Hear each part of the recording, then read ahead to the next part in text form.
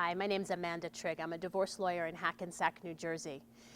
In New Jersey, we recognize marriage equality for couples that are heterosexual or same-sex. And New Jersey's not alone in that regard. There are a number of other states, and more states adopting it every day, so-called marriage equality.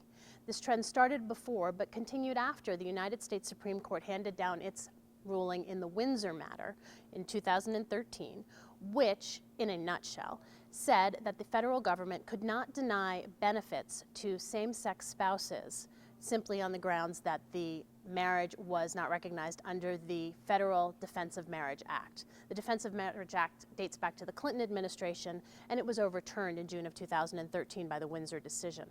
When people get married, they don't typically think of the 1,100 or so federal benefits that they are suddenly creating for themselves by virtue of being a married couple.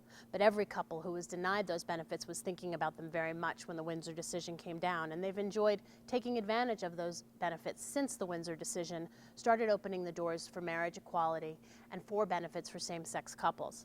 Among those benefits that are now available to people who are in heterosexual and same-sex marriages are the ability to sponsor a spouse for immigration purposes, the ability to enjoy federal employment benefits, the ability to enjoy Medicaid benefits, which of course works for anyone no matter where you live, the idea of filing a joint federal tax return, and the list goes on and on. What practitioners need to know is if they are dealing with a same-sex couple that are now divorcing, separating, or looking to rearrange their financial situation, is that they need to probe a little bit beyond the fact that the couple announces themselves as married. Same-sex couples with a long history probably have a long history of trying to make do with what rights and limitations were available to them in the states in which they lived.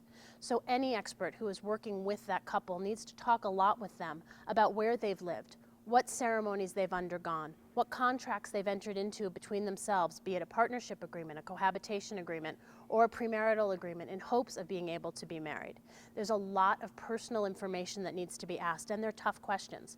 But a good expert, a confident expert, will ask these questions in order to be able to give their clients the best possible advice and the best valuable decisions that they can offer up so that the clients can make good, practical choices for their future together.